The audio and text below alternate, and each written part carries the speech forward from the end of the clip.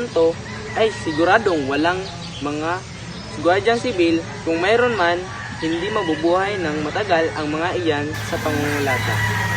Alam niyo ba, senyor, kung sa kanyan, kanang paa ay malaya na ngayon? Ano kanang paa? Kanino? Kanino pa? Ng hari. Sinong hari? Ang ating hari, ang hari ng mga Indyo.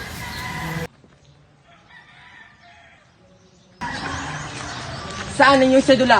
Pasensya po, Ginoo, pero wala po akong sedula. Bubugin ko yan.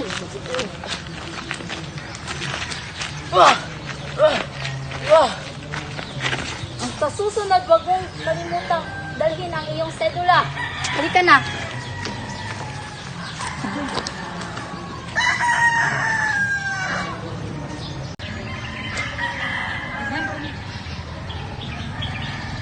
Pasensya po, Panginoon, kung nakita mo pa yun.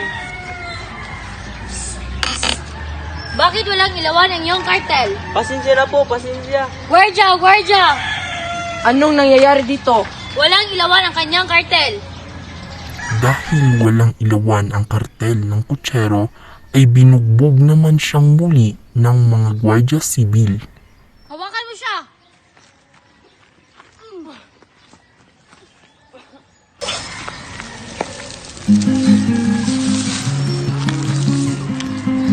Nakita ni Basilio ang sinapit ng kutsero, kaya napagdesisyonan na lamang niya na maglakad at bayaran ang kutsero. Tanggapin mong bayad. Wag na po, wag na po. Wag na. Tanggapin mo na. Wag na po. Tanggapin mo na, maglalakad na ako. Tanggapin mo na. Yan. Habang naglalakad si Basilio, ay nakasalubong niya ang posisyon na ginaganap sa San Diego. Pagkatapos na pagdaan ng posisyon ay nagpatuloy na naglakad si Basilio. Kapitan Tiago, Kapitan Tiago. Ano sa atin? Dito po ba si Kapitan Tiago? Ay, sandali mo na, tatawagin mo na siya. Kapitan! Ano? Sino? Hindi ko alam. Anong ate? Ako po ba si... Madam, nalayan mo ba si Si Kabisarang Tales? Hindi mo pa nabalitaan?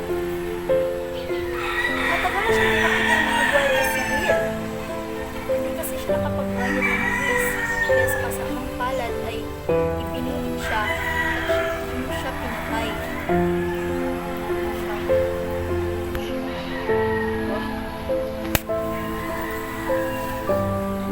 Yun lang ba ang pakay mo?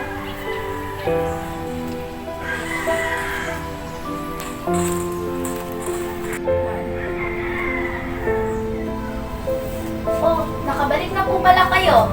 Sakto, kakatapos ko lang po nagluto ng hapunan.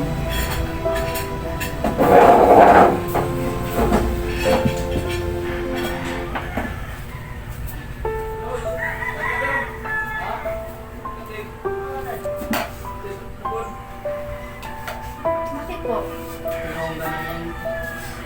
Ganun po ba? Iiwanan ko lang po muna to dito. Iiwan ko po muna kayo.